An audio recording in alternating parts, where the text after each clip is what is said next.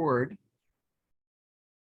So welcome back to one and all. Wonderful to have the opportunity to do a little learning with you tonight. If you have the source sheet from last week, it's just as good as having the source sheet from this week. It is one and the same. And we're going to pick up where we left off last time, just to kind of refresh your memory or catch everyone up to speed. We left off in circa 1896 after the publication of the most important book of Herzl's professional career, which was Der Judenstaat. And we talked about the kind of, different reactions. The Chaim Weitzman on the one hand, who had smuggled in a copy in Russia and felt like this was just such a breath of fresh air. And what a vision that Herzl spelled out and gave Russian Jews this new sense of hope and self-determination on the one hand, and then the kind of description that Stefan Zweig described on the other. What's happening here? We knew Herzl as an enlightened German-speaking Jew, and he was writing for the most prominent newspaper in Vienna, and now he starts talking about these wild fantasies of a Jewish homeland. You're setting us back. What do we need a homeland for? We're already at home. So these are the kind of poles that we can think about when we think about the reaction to Herzl's Der Judenstaat. Okay. So I want to transition for a moment and talk about what happened next for Herzl and his plan to make Der Judenstaat into a reality and create a movement where Zionism could gain enough momentum to finally arrive at a homeland, at a promised land. So among the people who read this book and who are excited by this book is a man called Reverend William Heckler, Hechler, who at the time was an Anglican minister to the British Embassy in Vienna. He had written his own book about the return of Jews to Palestine in keeping with the words of the prophets and the hope of a second coming and so on, according to his theology. And Herzl and he met. And this was the beginning of really the next 8 years of Herzl's life, where he made every possible effort to connect to anyone who he could possibly get an audience with to try to plead his case for how to move this project forward. And if you read the diaries, and again, thousands of pages, but you can read them, they're translated in English. He's always on a train, he's always traveling, he doesn't get a meeting with this one, but somebody else was in town, so he got a meeting with that one. And that's his whole existence for these next 8 years. So what I want to share with you are a couple of pieces of this project, how they turned into the series of Zionist congresses, the next book that I mentioned, Alte Neuland, and then the legacy of Herzl, with which we'll conclude. Okay. So back to our friend William Heckler.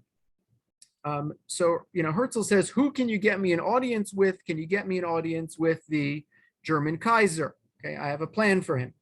So eventually, Heckler arranges a meeting with Frederick I, who's the Grand Duke of Baden, in April 1896, who in turn set up a meeting between Herzl and the Kaiser. They actually met more than once.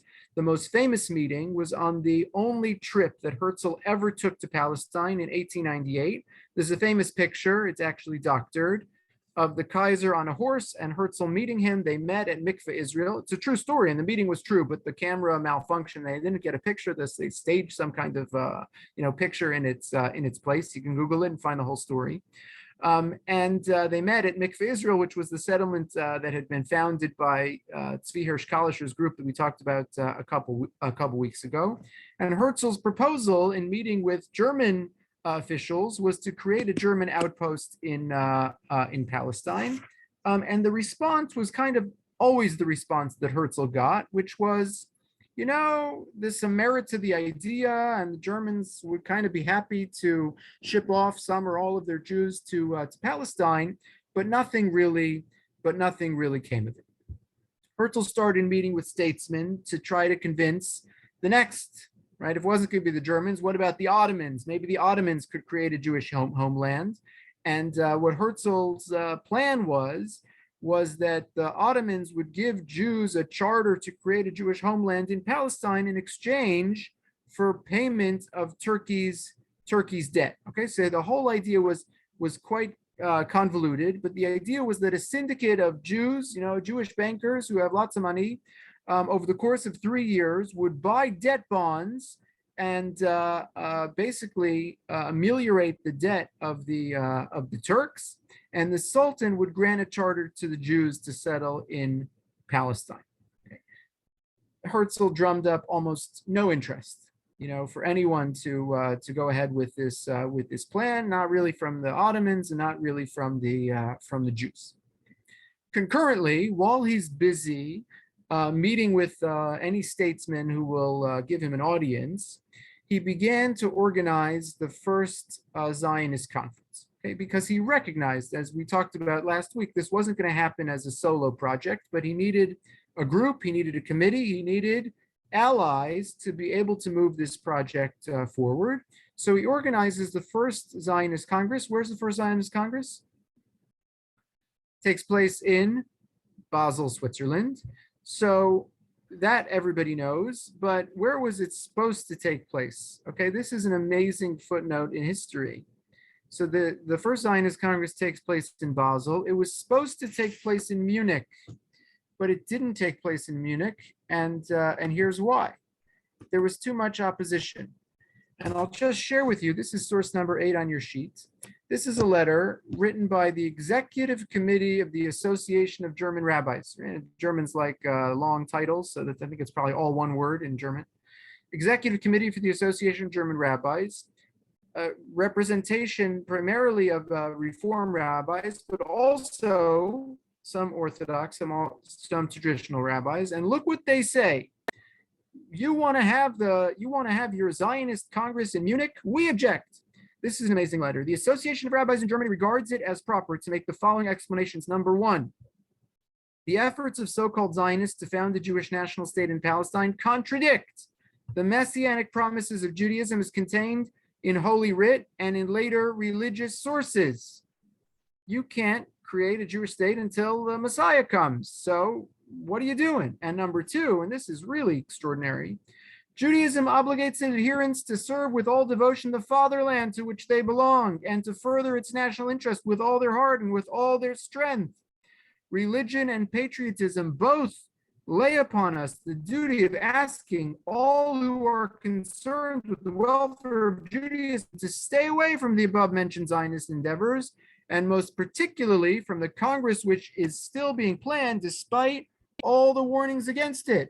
It's not just they don't want the Congress to happen, and they're not just objecting to the Congresses taking place in Germany, they're objecting to the entire notion of the Congress taking place at all. It's antithetical to everything we German rabbis stand for, right? Talk about putting the cart before the horse. We're supposed to be patriots, and we're supposed to care about the fatherland, and we're supposed to be good citizens. Shkoach, that's all true. But you think that's more important than saving worldwide Jewry from anti-Semitism and founding a Jewish state, right? It's amazing, right? The inversion of priorities, but they win, right? And because of their objections, the history will always record that the first Zionist Congress took place in Basel and not in Munich.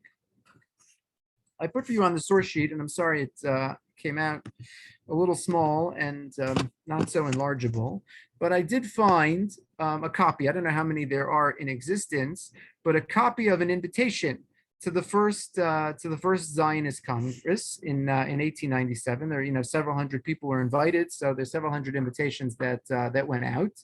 And you could read in the Hebrew. Again, it's before Hebrew was really a spoken language, but it invites the recipient of this invitation to this gathering, which will take place in Basel, and it'll be a victorious day when our movement is able to finally coalesce into the beginning of something larger. And I'll just note at the bottom this stunning line. It says, "Anu mekavim shetedu et chovatchem v'tavo la'asifatenu." We hope that you understand your obligation and join us at this gathering.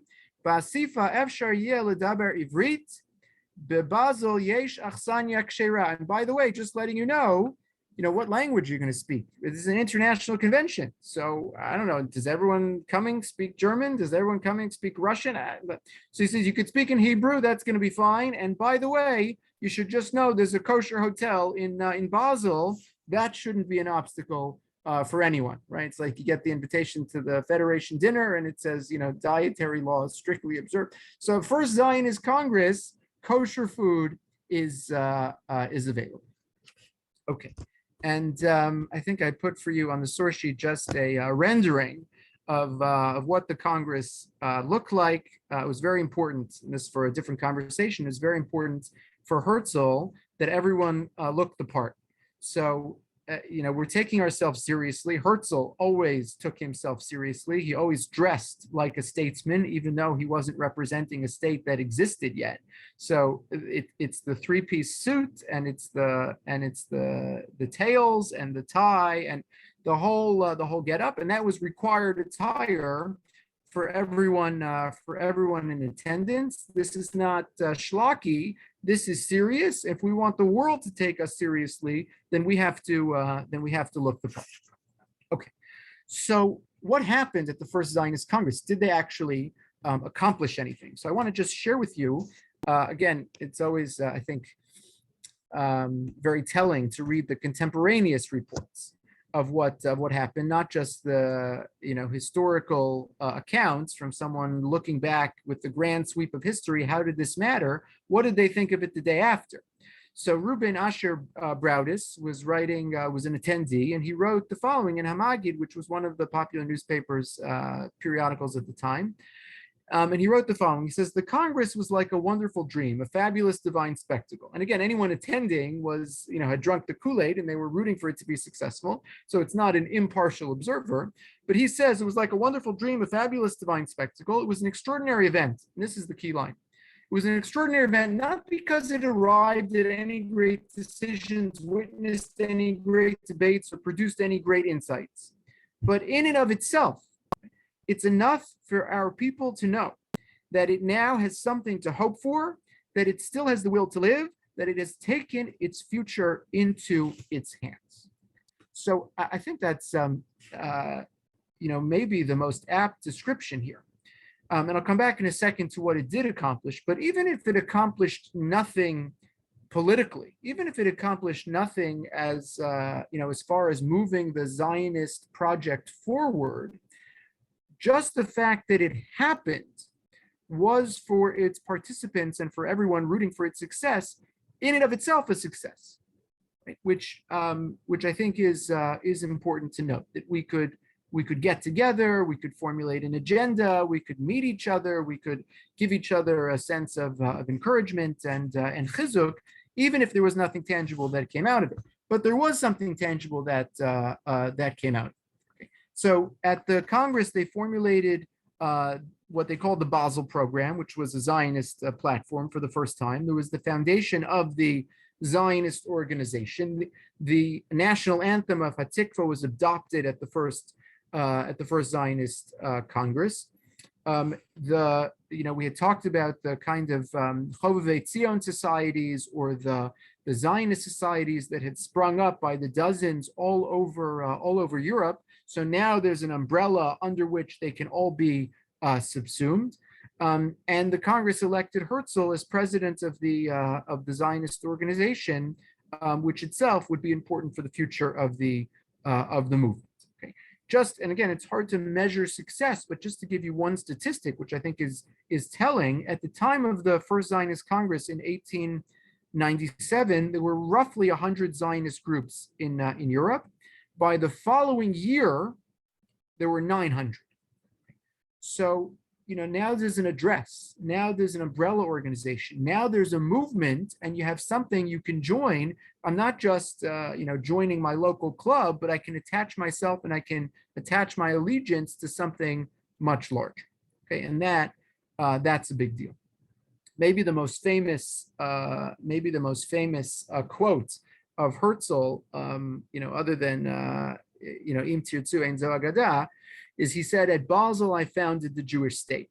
If I were to say this today, I would be greeted by universal laughter in 1897. In 5 years, perhaps, and certainly in 50, everyone will see it." Okay, and almost a perfect prediction. 50 years later, 1947, you have partition. 1948, you have Declaration of Independence. So it's really extraordinary, to think about the prophetic nature of Herzl. It's almost not an exaggeration. So things begin to build. By the next year, in 1898, the Second Zionist Congress, you grow from, I forgot the number of the first one. Did I say a number? How many delegates to the first one? I'm sorry, I don't have it in front of me. It was 100 plus. By the Second Zionist Congress, you have 349 delegates, including Chaim Weizmann and Moses Gaster. And in the intervening Congresses, you have the birth of the Jewish National Fund to buy land in Palestine, and furtherance of the movement. By 1902, searching for new ideas because nothing is sticking, Herzl suggested that maybe a Jewish land could be founded in Cyprus or in the Sinai. Okay. So we all know about Uganda, but there were other suggestions along the way. The idea was to convince the British to set up a colony in Al Arish. The Egyptians and the British ultimately rejected the plan, but again, Herzl was grasping at straws, and you could imagine there were people who were unwilling. What I mean by people, delegates of the Zionist Congress with skin in the game, there were delegates who were unwilling to part with the idea of reestablishing a Jewish national homeland in Palestine, and there were those who said, at some point, we have to deal with the problem before us, and if we could move the project forward incrementally, even if we can't get back to Palestine now, let's not let perfection be the enemy of the good. Maybe we can find some interim solution. 1902, Herzl published Alta Neue Land, which was a novel. So it's fictitious, but it also reveals something about Herzl's vision.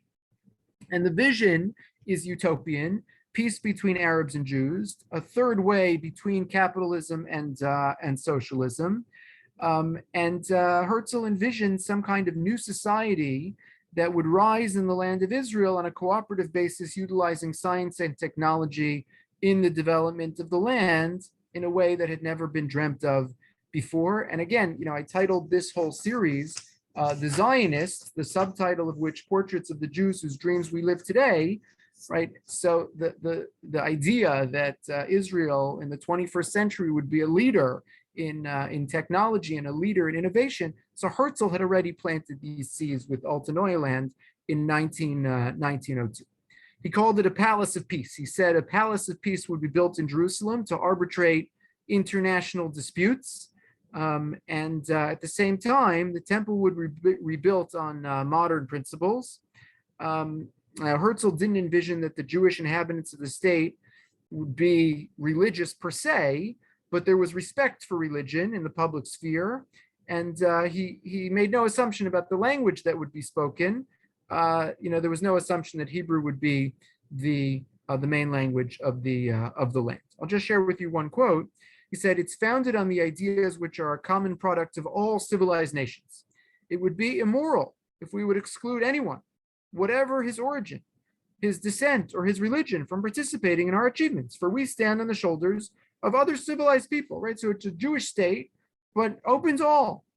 What we own, we owe to the preparatory work of other peoples. Therefore, we have to repay our debt. There is only one way to do it, the highest tolerance. Our motto must therefore be, now and ever, man, you are my brother.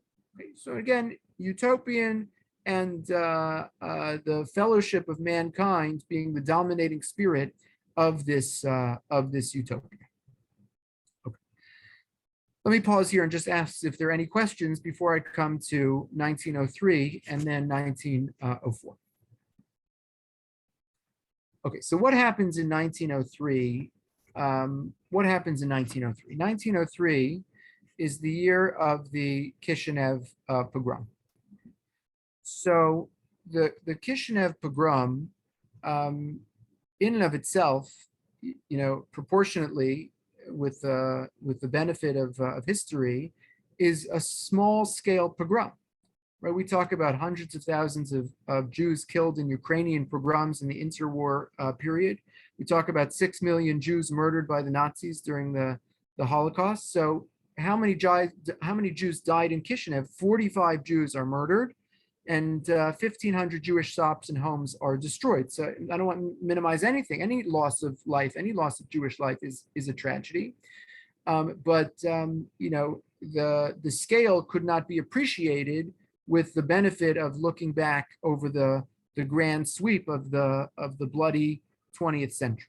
So 45 Jews are murdered, and they're murdered very brutally, and it gets the attention of the entire world. And I just want to share with you, I did a little editing because it's actually too graphic to even say the words of some of the atrocities that were committed in Kishinev. If you're interested, you Google it. It's all right there. But I'll just share with you one account. This is the New York Times, okay? And the New York Times picks this up from other newspapers that are reporting. In source number 12, May 16th, 1903. The mob, it is declared, behaved like savages, not killing the victims because they defended their property, but murdering after robbing. The non-Jewish St. Petersburg paper, the Novosti, says the pen is powerless to write all the atrocities committed by the bloodthirsty mob, which spared neither young nor old, women nor children. Many Jews sought refuge with Christians, but in several cases shelter was denied them. The Jews concealed themselves in all manner of places whence they were dragged out and killed outright or crippled. The Vidamosti of St. Petersburg says that a Jewish carrier who took a corpse to the hospital was a quarter of an hour later himself brought there dead. Editorially, the Jewish Chronicle says that if there is any Christianity in Christian Europe, every country should ring with denunciation of the savage government which has put the deeds of the Kurds and the Bashi Bazouks in the shade, adding, "We charge the Russian government with responsibility for the Kishinev massacre. We say it is steeped to the eyes in the guilt of this Holocaust. If Europe does not disassociate itself from the leprous taint of this barbarian power, it writes its humanity down as a sham, its civilization as organized hypocrisy." Now, I'll just open a parenthesis here because I think it's so stunning that this would happen. But if you go back to the sources, so you always find fascinating things. So right under this New York Times article, where the paper describes the atrocities of Kishinev, so there's a short piece that follows. You ready for this? The piece is called, it's special to the New York Times, "Appeal by Chicago's Mayor." May 15th, Mayor Harrison. Okay, I forgot his first name. He's the Mayor Harrison Jr. And it's like Chicago politics. His father was the mayor for 5 terms, and he was the mayor for 5 terms. They never had a mayor, wasn't named Harrison for 50 years or something. So I don't know of any connection he has to the Jewish community. Look what he writes. Mayor Harrison has issued the following appeal in the form of a proclamation. This is the New York Times. I don't know why they're picking up a Chicago mayor. To the people of Chicago, the people of this country, regardless of creed, are shocked by the reports of cruelties to Jews in Russia, which in these civilized times are almost beyond belief. It is unnecessary at present to fix the blame or to attach the responsibility for these atrocities. It is not, however, too soon to relieve the survivors. After the loss of children and kindred, there are many now suffering from physical injuries as a result of the attacks of the mob, and many others are in a helpless condition owing to the destruction of their means of sustenance. As mayor of Chicago, I appeal to the citizens to subscribe toward a fund for the relief of these suffering people. Subscription may be sent to the mayor's office, City Hall. Okay, wow.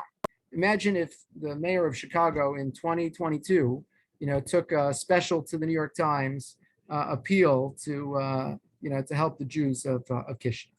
Okay, so everyone should get the credit where credit is due. The mayor of Chicago stepping up on principle to help relieve the suffering Jews of Kishinev. Okay, and parentheses. So the Kishinev pogrom now puts the Jewish problem, quote unquote, on the world map, and it's always lingering in the background. Everybody knows anti-Semitism here and there, and it's a problem, but now it's front and center, and now it's urgent. Our brothers and our sisters and our aunts and our uncles and our cousins are being murdered in Russia, and they have no place to go. So, I'm just paraphrasing Herzl. So help me out. We have to find a solution to this problem. It's not academic anymore. Lives are on the line, and the moment is urgent. There's no second guessing what we have to do. We have to move this project forward. There has to be some place of refuge to which Jews in distress can flee. So in the aftermath of Kishinev, Herzl presents the Uganda Plan. And he does it with a heavy heart. He doesn't want to give up. It says Herzl, he doesn't want to give up on his dream of reestablishing the Jewish state in Palestine. But, looking over your shoulder at what's going on in Russia, so he can't wait for Palestine. He needs an answer to this crisis now. He's desperate to do something about the Jewish question, and Kishinev makes everything 100 times more urgent. The pogrom becomes a rallying cry for the Zionists. Tens of thousands of Russian Jews began to flee. The plan was brought before the World Zionist Congress, actually after Herzl had already died, and I'll come back to that in a second. But ultimately, it's voted on. It's a close vote, but ultimately it's rejected, and they give up on the plan to create a Jewish homeland in Uganda. Okay. Let me just pause there and ask if there are any questions about the Zionist Congresses, Herzl's attempts to create a charter for Palestine among statesmen, or the Uganda Plan, or Kishinev. Did Herzl ever write about America as a place of refuge? Because it was America open. as a place of refuge? Yes, because it was still open at that time. It was still open. Yeah, not to my knowledge. He did meet with Americans, but I'm not aware of any meaningful plan that he had for America as a place of refuge. Yeah. Meaning, you're right. The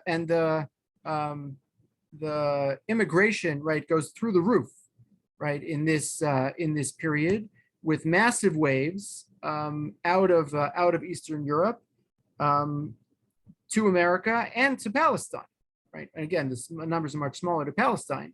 And I think I've shared with you in the past that some extraordinarily high percentage of Jews who moved to Palestine before World War I leave Palestine because it's so untenable. I forget the number, but it's something like a third of these Jews who actually made Aliyah. They picked up their lives and they left and they brought their family. They moved to Palestine and it didn't go. There was nothing to eat, right? They literally were starving, and it just was an unsustainable. It was an unsustainable environment. They couldn't make ends meet, and they had to abandon their plans to live in Palestine. Okay.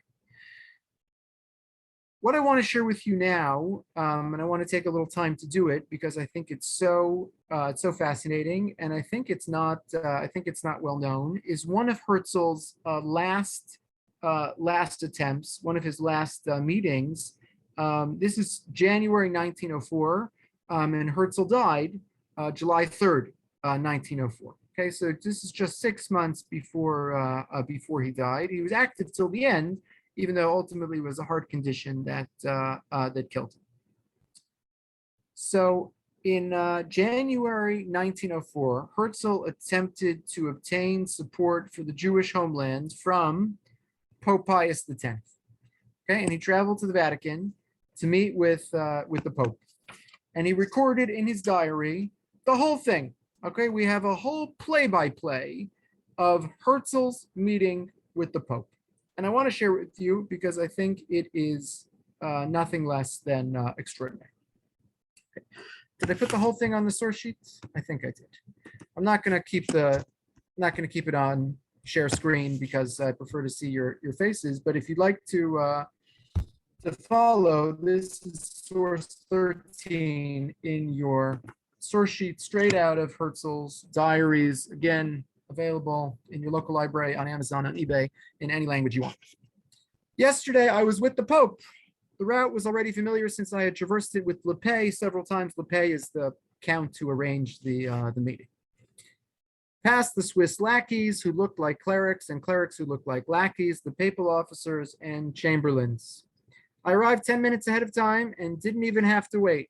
Okay, just the attention to detail, and like you're with him. You're with you could feel it. You're with Herzl in this meeting. I was conducted through numerous small reception rooms to the Pope. He received me standing and held out his hand, which I did not kiss. Lepay told me I had to do it, but I didn't. Okay, he wouldn't kiss the Pope's hand. I believe that I incurred his displeasure by this. For everyone who visits him, kneels down and at least kisses his hand. This hand kiss had caused me a lot of worry. I was quite glad when it was finally out of the way. He seated himself in an armchair or throne for minor occasions. Then he invited me to sit down right next to him and smiled in friendly anticipation. I began. Okay. And he gives you the Italian. He says, I thank your holiness for the favor of according me this audience. And he said, it's a pleasure with kindly deprecation. I apologize for my miserable Italian. He didn't speak Italian, right? He spoke German, he spoke French, he taught himself a little English, and he learned Italian because he's trying to found the Jewish homeland and he has a meeting with the Pope, so he learns Italian. I apologize for my miserable Italian, but he said, no, Commander, you speak very well. For I had put on for the first time on Lepay's advice my Mediae ribbon. Consequently, the Pope always addressed me as commendatore. He's a good, coarse-grained village priest to whom Christianity has remained a living thing even in the Vatican. I briefly placed my request before him. He, however, possibly annoyed by my refusal to kiss his hand, answered sternly and resolutely. Okay, it's in the back of Herzl's mind that the whole conversation went awry because he had declined to kiss the Pope's hand at the beginning of the meeting. Okay, he's not sure. So what does the Pope say? He said, this is in the bold, we cannot give approval to this movement. Right? He says, I want to have a Jewish homeland in Palestine. Pope, what do you think? He says, no, I don't like it. We cannot prevent the Jews from going to Jerusalem, but we could never sanction it. The soil of Jerusalem, if it was not always sacred, has been sanctified by the life of Jesus Christ. As the head of the church, I cannot tell you anything different. The Jews have not recognized our Lord. Therefore, we cannot recognize the Jewish people. Herzl editorializes. Hence, the conflict between Rome, represented by him, and Jerusalem, represented by me, was once again opened up. At the outset, to be sure, I tried to be conciliatory. I recited my little piece about extraterritorialization, res sacrae extra commercium, holy places removed from business. Didn't make much of an impression. Jerusalem, he said, must not get into the hands of the Jews. And its present status, Holy Father? I know, it's not pleasant to see the Turks in possession of our holy places. We simply have to put up with that. But to support the Jews in the acquisition of the holy places, that we cannot do. I'm with you. I don't want the Turks there. I don't want the Ottoman. But the Jews, that would be even worse. So I said that our point of departure had been solely the distress of the Jews and that we desired to avoid the religious issues. Right? And again, in Herzl's mind, he's not out to create a religious state. He just wants to create a Jewish state where Jewish refugees can flee so that they're not murdered by the, Cossacks and Russians. And this is the case he's making to the Pope. What does the Pope say? He says, yes, but we and I as head of the church cannot do this. There are two possibilities. Either the Jews will cling to their faith and continue to wait the Messiah, who for us has already appeared. In that case, they will be denying the divinity of Jesus, and we cannot help them.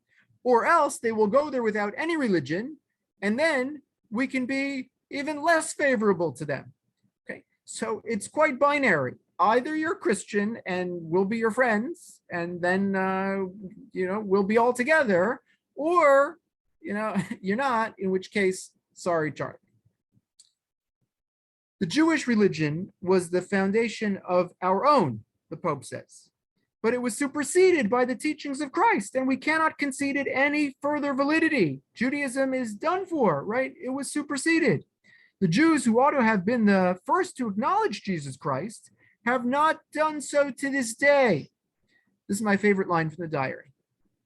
Look what Herzl's about to say. He says, it was on the tip of my tongue to say, that's what happens in every family. No one believes in his own relatives. But I said instead, what an amazing line. He says this to the Pope.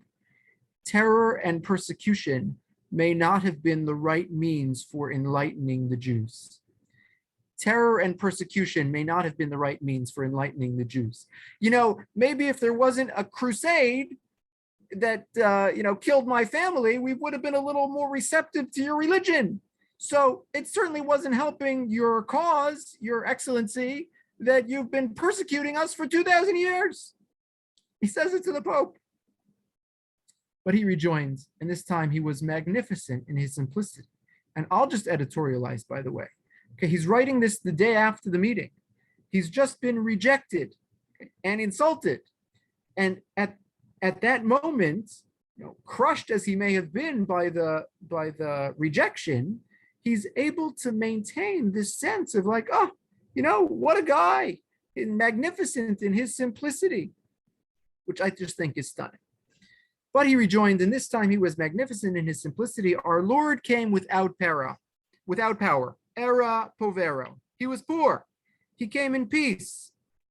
He persecuted no one. He was persecuted.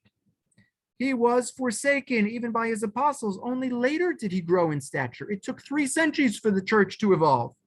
The Jews, therefore, had time to acknowledge his divinity without any pressure, but they haven't done so to this day. So you hear what happens? The Pope says, why haven't you come over to our side? Herzl says, why have you been persecuting us for 2,000 years? And the Pope says, no, it's like only 1,700 years, because for the first few hundred, Jesus was scorned himself and wasn't in a position of power, so we hadn't persecuted you for those first few hundred years, and that would have been the perfect opportunity to accept Christ as your Lord. Since you didn't, I can't help you. How amazing is that? But Holy Father, the Jews are in terrible straits. Okay, so now he's at the end, and he plays his last card. Don't do it because you think that we're going to be good Christians. Do it because there's human blood being spilled. Holy Father, the Jews are in terrible straits. I don't know if your holiness is acquainted with the full extent of this sad situation, right? Kishinev happened the year before. We need a land for these persecuted people. Help us out. Pope, does it have to be Jerusalem? We're not asking for Jerusalem, but for Palestine, only the secular land. We cannot be in favor of it. Does your holiness know the situation of the Jews? Yes. Okay, this is the classic Christian answer. I also know Jews. From my Mantua days, Jews live there. And I've always been on good terms with the Jews. I have a Jewish account, right? Only the other evening, 2 Jews were here to see me. We're good friends. After all, there are other bonds than those of religion, courtesy, and philanthropy. These we do not deny to the Jews. Indeed, we also pray for them, that their minds be enlightened. This very day, the church is celebrating the fast of an unbeliever who on the road to Damascus became miraculously converted to the true faith. And so if you come to Palestine and settle your people there, we shall have churches and priests ready to baptize all of you. As long as you're ready to drink the water, we're good to go, says the Pope. Count Lippe had himself announced. The Pope permitted him to enter. The Count kneeled, kissed his hand, then joined in the conversation by telling of our miraculous meeting in Bauer's Beer Hall in Venice. The miracle was that he had originally planned to spend the night in Padua. As it had happened, I had expressed the wish to be allowed to kiss the Holy Father's foot. At this, the Pope made a long face, for I hadn't even kissed his hand. Lippe went on to say that I had expressed myself appreciatively on Jesus Christ's noble qualities. The Pope listened, now and then took a pinch of snuff and sneezed into a big red cotton handkerchief. Actually, these peasant touches are what I like best about him and what compels my respect. Okay, in this way, Lippe wanted to account for his introducing me, perhaps to excuse it, but the Pope said, on the contrary, I'm glad you brought me the Signor Commendatore. As to the real business, he repeated what he had told me, we cannot. Until he dismissed us, Lippe spent some time kneeling before him and couldn't seem to get his fill of kissing his hand. Then I realized that the Pope liked this sort of thing. But on parting too, all I did was to give him a warm hand squeeze, and a low bow. Duration of the audience, 25 minutes. In the Raphael rooms where I spent the next hour, I saw a picture of an emperor kneeling to let a seated Pope put the crown on his head. That's the way Rome wants it. Okay. An amazing account of an amazing episode, which I think is not particularly well known. Again, nothing came of it, but the account itself is so revealing about Herzl, about everything that he struggled for, everything that he hoped for, everything that he asked for. The Catholic Church's total dismissal of any humanity or anything that didn't fit exactly into the Catholic party line. Totally predictable, but so revealing. 1904, July 3rd, Herzl died of a heart condition. In his will, he wrote that he wanted to be buried in Vienna next to his father, and he wanted to remain there until, you know what he wrote? He said, until the Jewish people will carry my remains to Palestine. Kachava. And so it was. 1949, Herzl was reinterred, not in Palestine, but in Israel, on a mountain which now bears his name, Har Herzl. Okay. Let me say a word about Herzl's legacy, and then I'll leave a little time for any questions and conversations. Okay, so just a little trivia question. What cities in Israel are named for Herzl? Every city in Israel has a street named Herzl, but what cities in Israel are named Herzl? Herzliya. Herzliya. So excellent. This is like the question, who's buried in Grant's tomb? So Herzliya, and there's another one. You know the other one? Theodore, let's see. Not Givat Zev. Givat Zev, I think, is for Zev is Jabotinsky. Jabotinsky, right? Okay. You ready? I can't prove it, but I read this in a couple places. Binyamina or something. Binyamina. More famous than that. You ready? Tel Aviv. What am I talking about?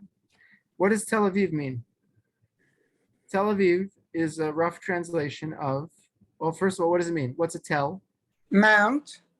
Yeah, a tel is like a mount, but specifically, right, a mount which has accrued over time, right? So the archaeologists always have a tel, and what's underneath, right, is layers and layers of different, strata, different civilizations. So, and what's Aviv? Spring, right? So the tel is old and Aviv is new. And what's Herzl's book? Alta Neuland. Wow. So it's the translation, right? It's the translation of Alta Neuland. Wow. So next time you're in Tel Aviv, you think of Herzl. I put on the source sheet just so you could see it. Let me see if I have it here for you. It should be the last source on your sheet. So this is just the first couple paragraphs of Israel's Declaration of Independence. There is only one man, only one person named in Israel's Declaration of Independence, and that is Theodore Herzl, right? With reference to the Zionist Congress and to his efforts to bring about a Jewish state. So Herzl was fundamentally responsible for creating the very notion of political Zionism. He emboldened an entire generation to agitate for a homeland in Palestine. And as I think I mentioned in one of the earlier sources, right, he inspired Jews to dream again of returning home.